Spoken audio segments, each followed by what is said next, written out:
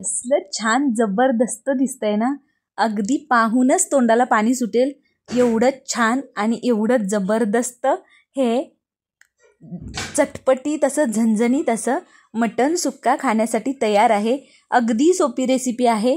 तुम्ही इझिली हे घरच्या साहित्यामध्ये एवढं झणझणीत असं सातारा स्पेशल मटण सुक्का बनवू शकता आणि एक नंबर बनवून खाऊ शकता। चला तर मग खूप जास्त वेळ न घालवता रेसिपीला सुरुवात करूया।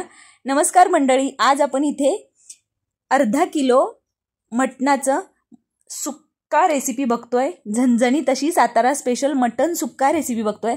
त्यासाठी बघा मी इथे अर्धा किलो मटण स्वच्छ धुवून 2-3 वेळा स्वच्छ धुवून घेतलेला आहे। त्यानंतर याच्यामध्ये चवीपुरतं मीठ आणि अर्धा चमचा हळद घालून याला अर्धा तासासाठी आपण मॅरिनेट करायला ठेवून द्यायचं आहे।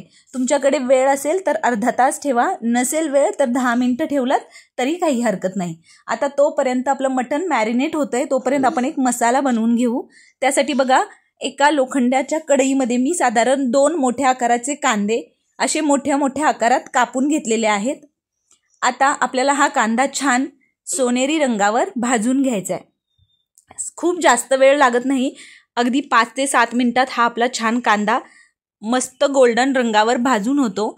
आणि आपण हा कांदा भाजताना शक्यतो लोखंडाच्या कढईमध्ये भाजायचं, जेणेकरून या मटण सुक्काला किंवा मटण रस्सा असेल त्याला एक छान स्मोकी फ्लेवर येतो।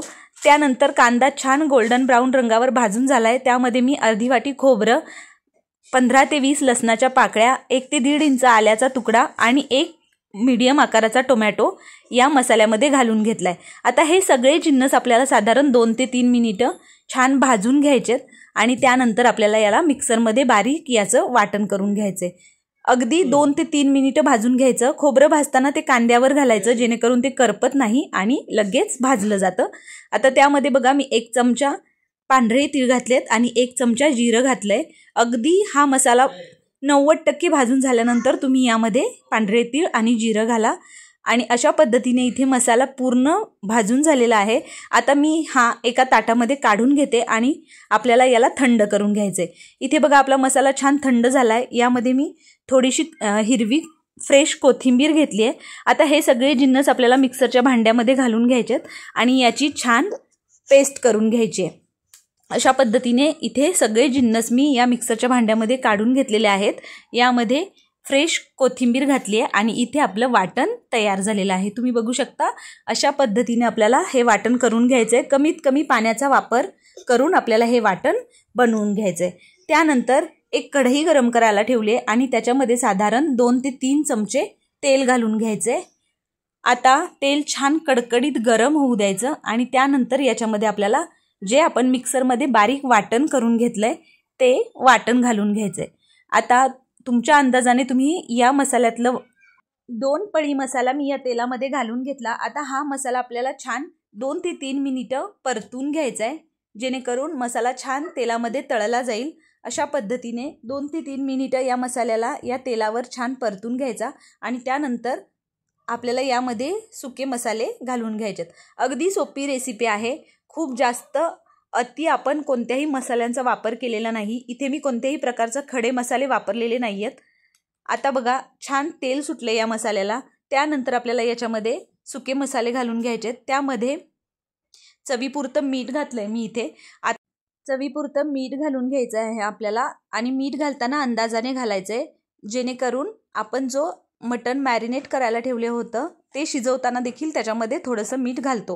आता त्यानंतर बघा याच्यामध्ये 1/2 चमचा हळद घालून घेतली आहे आणि त्यानंतर याच्यामध्ये आपल्याला कांदा लसूण मसाला घालायचा आहे। आता तुम्हाला ज्या पद्धतीने तिखट आवडत असेल, जेवढं झणझणीत हवं असेल त्या प्रमाणात तुम्ही कांदा लसूण मसाला कमी जास्त करू शकता। मी इथे साधारण 1.5 चमचा कांदा लसूण मसाला घालून घेतलेला आहे।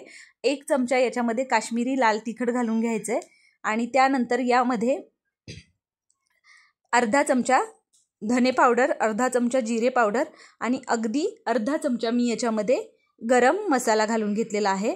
एवढेच मसाले आपल्याला या मटण सुक्कासाठी वापरायचे आहेत। अगदी बेसिक मसाल्यांमध्ये आज आपण ही झणझणीत अशी मटण सुक्काची रेसिपी बनवत आहोत। त्यानंतर बघा हे सगळे जे जिन्नस आहेत ते मिक्स करून घ्यायचेत आणि त्याला छान त्याला छान तेल सुटल्यानंतर आपल्याला यामध्ये शिजवलेलं मटण घालून घ्यायचं आहे. आता जे मॅरिनेट करायला मटण ठेवलं होतं ना, ते मी कुकरमध्ये शिजवून घेतलं आहे. शिजवताना त्यामध्ये गरम पाण्याचा वापर करायचा. जेवढं मटण आहे, मटण बुडेल एवढंच पाणी घालायचं आणि त्यानंतर साधारण 4 शिट्ट्या करून आपल्याला हे मटण शिजवून घ्यायचं आहे. आता हे शिजवलेलं मटण मी पाणी बाजूला काढून घेतलं आणि जे मटणाचे पीस होते ते या मसाल्यामध्ये घालून घेतले. आता हे जे आपण मटण शिजवून घेतलं आहे, हे मटण आपल्याला या मसाल्याबरोबर, या वाटणाबरोबर छान परतून घ्यायचं आहे. अगदी 5 ते 7 मिनिटं मंद आचेवर याला छान परतून घ्यायचं आहे. यामध्ये थोडंसं जे मटणाचं पाणी असतं, जे आपण शिजवताना त्यामध्ये घातलेलं असतं, ते पाणी तुम्ही इथे वापरू शकता. शक्यतो याच्यामध्ये पाण्याचा वापर करायचा असेल तर गरम पाण्याचा वापर करा. त्यानंतर झाकण ठेवून साधारण 5 ते 7 मिनिटं या मटण सुक्काला छान तुम्ही एक वाफ काढून घ्या आणि आपलं इथे आपलं मटण सुक्का तुम्ही बघू शकता एकदम छान रसरशीत असं खाण्यासाठी तयार झालेलं आहे. तुम्हाला जेवढ्या प्रमाणात हे रस्सेदार हवं आहे तेवढं पाणी तुम्ही कमी जास्त प्रमाणात याच्यामध्ये घालू शकता. तुम्हाला जर याची थोडीशी ग्रेव्ही हवी असेल तर यामध्ये तुम्ही थोडंसं जास्त पाणी घाला आणि हे आपलं मटण सुक्का तयार होईल. इथे मला ड्राय हवं होतं त्यामुळे मी खूप जास्त पाणी घातलेलं नाही. अगदी 5 मिनिटं मी याची एक वाफ काढून घेतली आणि तुम्ही बघू शकता छान तेल सुटलेलं आहे आणि इथे आपला छान झणझणीत असा सातारा स्पेशल मटण सुक्का खाण्यासाठी तयार झालेला आहे. हे शिजवलेल्या पाण्याचं तुम्ही अळणी रस्सा बनवू शकता किंवा त्याच्यामध्ये थोडंसं वाटण घालून तिखट तांबडा रस्सा बनवू शकता. अशा पद्धतीने झणझणीत असा सातारा स्पेशल मटण सुक्का खाण्यासाठी तयार आहे. तुम्ही बघू शकता किती टेम्पटिंग दिसतंय. आता खूप सारी बारीक चिरलेली कोथिंबीर यावर घालायची आणि तयार आहे आपलं झणझणीत असं मटण सुक्का. अगदी सोपी रेसिपी आहे. बेसिक मसाल्यांमध्ये आपण ही रेसिपी तयार केलेली आहे. तुम्ही एकदा नक्की ट्राय करून बघा. या पद्धतीने खूप सोपी आहे. चला तर मग इथे आपली झणझणीत मटण सुक्का रेसिपी खाण्यासाठी तयार आहे. तुम्हाला ही रेसिपी कशी वाटली मला कमेंट करून नक्की सांगा आणि जर तुम्हाला आपल्या रेसिपीज आवडत असतील तर आपल्या आदिश्री रेसिपी चॅनलला सबस्क्राईब करा. त्याचबरोबर बेल आयकॉन प्रेस करायला अजिबात विसरू नका, जेणेकरून पुढे येणाऱ्या नवनवीन आणि अशाच झणझणीत रेसिपीच्या नोटिफिकेशन्स तुम्हाला मिळतील आणि त्या सगळ्या छान छान रेसिपी तुम्हाला ट्राय करून बघता येतील. चला तर मग या आपल्या सातारा स्पेशल झणझणीत अशा मटण सुक्का रेसिपीला लाईक करा, रेसिपीज शेअर करा. त्याचबरोबर अशाच एका नवीन रेसिपीसोबत भेटूया. तोपर्यंत आपले छान छान व्हिडिओज पाहत राहा आणि छान छान रेसिपीज ट्राय करून खात राहा. थँक्यू.